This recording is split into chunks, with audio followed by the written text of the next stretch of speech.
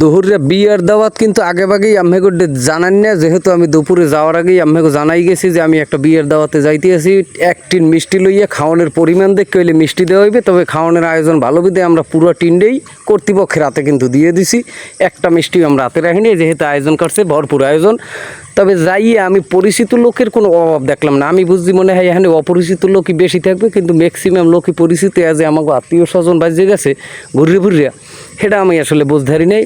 তবে বইয়ে মোটামুটি কম সময় 12 চাওয়া লাগে না। এখন মোরা তো আসলে 12 চাওয়া নিয়ে মানু না, মগ হইলে দেবে থুইবে লইয়ে টুইয়ে খাইয়ে লইয়ে উঠতে আটতে যাবো। তবে প্রথম পর্বেই হইলে নিয়মিত যেটা হয়, তবে শরবত দিয়ে শুরু করলে শরবত আমি বেশি খাই নি, কারণ মিষ্টি খাইয়ে যে দুটো ভাতের নেলা দেবো সেরকম শক্তি তো আসলে নেই। মিষ্টি খাইলেই মুখটা যাবে মিডিয়ে হয়ে, ভাতের আর কোনো রুচি থাকবে না, যেহেতু সামনে খাসি গরু মুরগা উপস্থিত থাকবে। এই কারণে হইলে মনে করেন মিষ্টি পানি আমি মোটেও খাই নাই। তবে পোলাও দিয়ে শুরু হলে দিয়েছি মেসর প্রথম চুরি আইলে হইলে পটল ভাজি, তাই 2-3 পিস লইছে আডি উডি হালাইয়ে কোনো মতে আর কি হারিয়ে তৈরি রয়েছি। এরপরে মাছের পর্ব হয়েছে, মাছ ভাজিটা খুব ভালো হয়েছে। পরে রোস্ট তো উপস্থিত, তবে রোস্ট আমি বেশি খাই না, কারণ হয়েছে মিডে জিনিস খাইলে হইলে গরুর গোস্ত মোটে মুখে দেওয়া যাবে না, মুখ মারতে যাইবে, মুখ মাতানো যাবে না। বিয়ের অনুষ্ঠান তেল ফুরিয়ে খরচা করে গেছি, যেহেতু পেট ঠিয়ে তো এই তো খাওয়া লাগবে।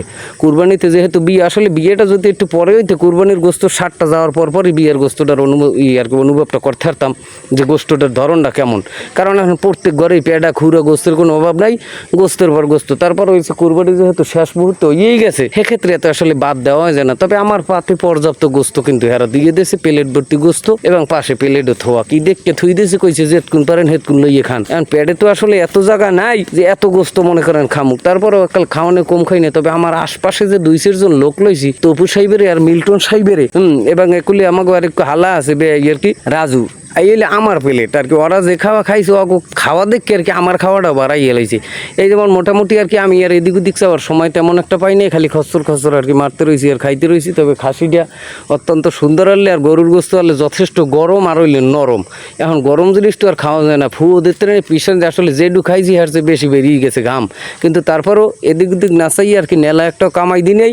সর্বশেষ হইলে পানির বোতল তো দিয়েছে একটু ঠিকই। তবে একটা জিনিস আমি যে দেখলাম, এই যে বিয়ের সমাজে যে পরিমাণ গোস্ত চর্বি আর কিছু হাড্ডি নষ্ট হয়, এমনের সিজনে তো আসলে 4টে কোরাইয়ে সবাই খাইয়ে লাই। কিন্তু বিয়ের সমাজে গেলেই দেখছি আমি প্লেটের চারপাশে, টেবিলের চারপাশে আর কি কারি হয়ে যায়।